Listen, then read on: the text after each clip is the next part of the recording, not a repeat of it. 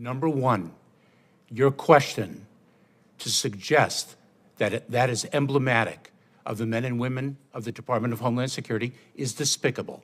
I'm sorry, what have you done? This person works for the Department of Homeland Security. Have you fired her? Senator Hawley is recognized. Thank you, Mr. Chairman. Secretary Mayorkas, let me start with you. You're familiar with the chant, "From the river to the sea, Palestine will be free." You familiar with that? I am. Do you know what it means? I do. Can you explain it to us? Senator, that is a chant that speaks of Palestinian desire for its homeland and a very expansive definition of its homeland at the expense of the independence of Israel. Well, indeed. I mean, it calls for the elimination of Israel, does it not? It does. So my question to you is, should students who are here on a visa, who gather and chant that slogan and actively advocate for the elimination of Israel and attacks on Jewish individuals, whether in the Middle East or here in the United States, as we're seeing on college campuses, should those students have their visas revoked? Senator, I believe you are referencing a provision in the Immigration and Nationality Act about which you have written to me, and I am very familiar with your assertion that that statutory provision requires the revocation of their visa. But should they have their visas revoked? I'm asking you. We are assessing your legal assertion. It is a matter of legal interpretation of the statute. Well, just as a moral matter, I mean, should students who are here, foreigners who are here in this country, accessing our university system and advocating for the killing of Jews, should they be allowed to stay here at our leisure? Senator, it is a matter of law, and it requires a legal interpretation, and I am not in a position to provide that legal interpretation. And let me add something. Wait. I just, my time is very limited. I have to say, I think your answer is disappointing, but let me ask you something else. Let me ask you about people who say other things. What about people who say things like, on October the 7th, F Israel, I'm cleaning up the language here, F Israel, the government and its military, are you ready for your downfall? People who say things like F Israel and any Jew who supports Israel. May your conscience haunt your dreams until your last breath. Palestine will be free one day. F apartheid Israel and any Israeli. This is pretty extreme rhetoric, don't you think? Senator, I do, and I think there is a distinction between espousing or endorsing terrorist ideology and speech that is odious, that does not rise to that level. Fair enough. This person works for you. This is Nuja Ali, an employee of the Department of Homeland Security, who posted these comments on October the 7th. That's not all she posted. She also posted this graphic. Now, this is a fake graphic, I want to be clear, but I think we understand it. This is a paraglider, a Hamas paraglider, depicted here with a machine gun flying into Israel. She posted it under her online alias with the celebratory Free Palestine. Mr. Secretary, what's going on here? Is this typical of people who work at DHS? This is an asylum and immigration officer who is posting these, frankly, pro-genocidal slogans and images on the day that Israelis are being slaughtered in their beds. What have you done about this? 4 things I'd like to say to you. Number one, your question to suggest that that is emblematic of the men and women of the Department of Homeland Security is despicable. I'm sorry, what have you done? This person works for the Department of Homeland Security. Have you fired her? That was 1 of 4 answers. Have you fired her? 1. Have you fired her? Don't come to this hearing room when Israel has been invaded and Jewish students are barricaded in libraries in this country and cannot be escorted out because they are threatened for their lives. You have employees who are celebrating genocide, and you are saying it's despicable for me to ask the question? Has she been fired? Mr. Chairman. Mr. Secretary. After the consumption of Senator Hawley's time, I'd like to speak. Has she been fired? Because I will We not would like be, an answer. Would you? because I will not be given the opportunity. Has she been fired? So that individual has been placed on administrative leave. So she's not been fired. Number two. Why has she not been fired? Number two, the individual was hired in 2019. Why has she not been Number fired? three, I cannot speak to an ongoing personnel matter.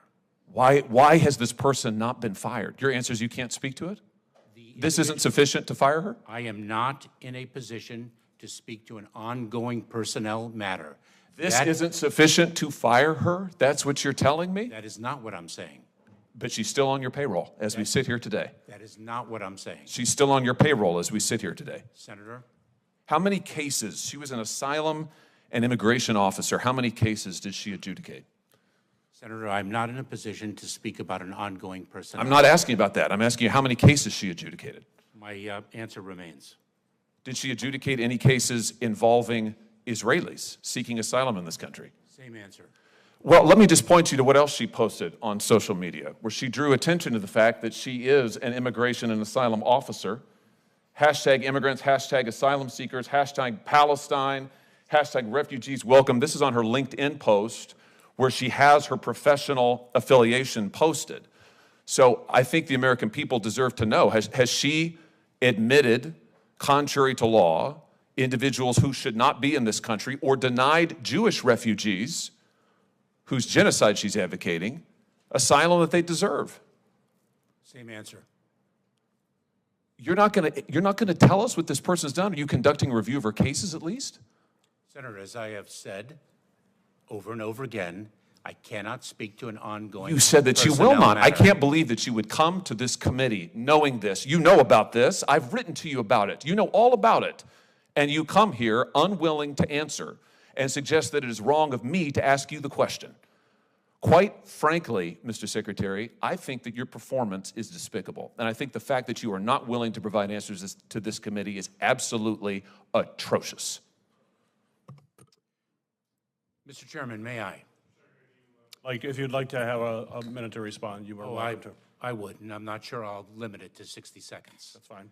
Number one, what I found despicable is the implication that this language, tremendously odious, actually it could be emblematic of the sentiments of the 260,000 men and women of the Department of Homeland Security. Number one. Number two, Senator Hawley takes an adversarial approach to me in this question, and perhaps he doesn't know my own background. Perhaps he does not know that I am the child of a Holocaust survivor.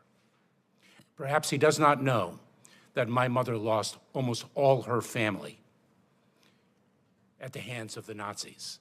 And so I find his adversarial tone to be entirely misplaced. I find it to be disrespectful of me and my heritage, and I do not expect an apology, but I did want to say what I just articulated. Thank you. Mr. Chairman, can I just respond since he has referenced me personally? Senator Hawley, we need to move on. Senator Romney, you're recognized for your questions. Thank you, Mr. Chairman. I'm going to spend most of my time looking at the threat against Jewish citizens and against Muslim citizens as well, and get a sense of what we can do to try and reduce the degree of violence and threat towards these individuals. But before I do, I just want to turn back to the chart that was put up by Senator Johnson early on. If you could put that up again or just hold it up again. I find that so alarming and so revealing that it's a little stunning. This is the point, Secretary Mayorkas, when you came into office, and if that were my record, I would resign in shame, or I would have fashioned a piece of legislation designed to solve that problem and worked like crazy to get it passed. I don't think you've done either one of those things. You said several times to Senator Langford, for instance, that the asylum system is broken and we need to fix the asylum system. But you've been there 3 years. I don't know that you proposed legislation to fix the asylum system that would change what you're seeing here. Am I wrong? Have you proposed legislation that would fix asylum? We have quite a number of suggestions with respect to how to reform the asylum system, Senator Romney, and I'm very eager to work with you to achieve In what way? those. What if you had one thing you could do about fixing the asylum system that you think would bring that back to historic levels? What would it be? Well, first of all, Senator, we're dealing with an unprecedented level of migration in the hemisphere, and that cannot be forgotten in the discussion of what reform is needed and what we are experiencing. Yes, and what led to that unprecedented level of immigration illegally into the country happens to coincide with your becoming Secretary of the Department that's responsible for border security and President Biden becoming president. The key factor that's changed here is your administration.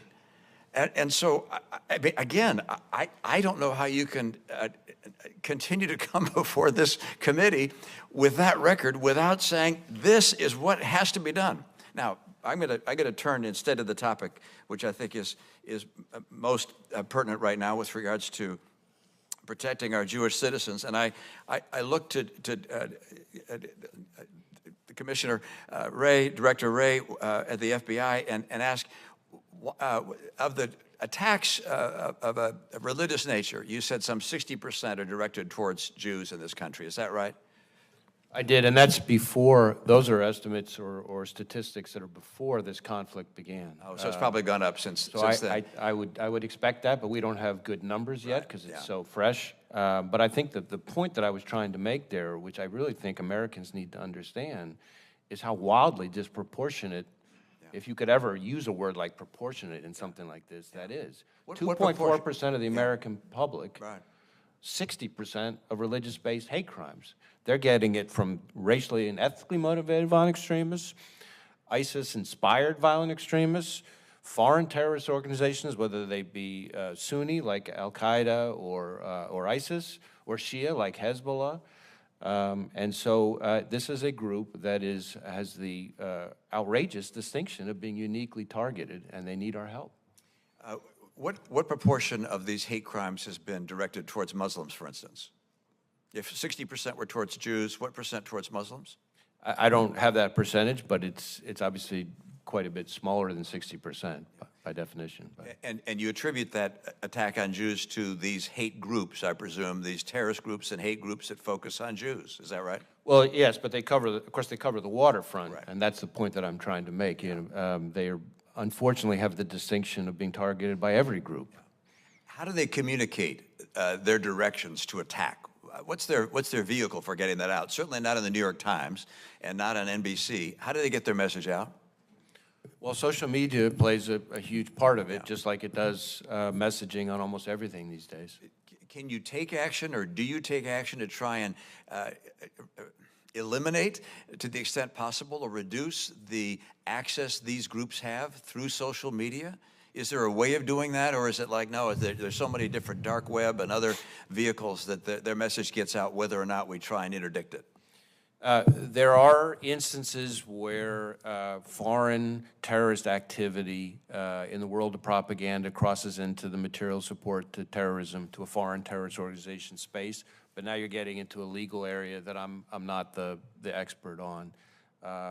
What we really need is people, eyes and ears in the community, people letting us know when they see something of concern, so that law enforcement can take appropriate action. And that's why we spend so much time engaged in outreach to state and local law enforcement as a force multiplier, to the faith-based community as a force multiplier in effect, and to the private sector. People sometimes overlook that piece, but some guy goes into Home Depot and wants to buy a bunch of ball bearings and fertilizer and doesn't seem to know anything about what either one could be used for. We want the guy in Home Depot calling law enforcement saying something's off. Well, I deeply appreciate the work that your 37,000 employees of the FBI do to try and keep our homeland safe, and have done so remarkably well despite this level of threat. I would at the same time look to see if there's not something we can do. I understand we don't want to interdict constitutionally protected speech, But what is constitutionally protected speech? Certainly, foreign agents don't have constitutionally protected speech because they're not subject to our Constitution. I presume bots don't have constitutionally protected speech. American citizens do.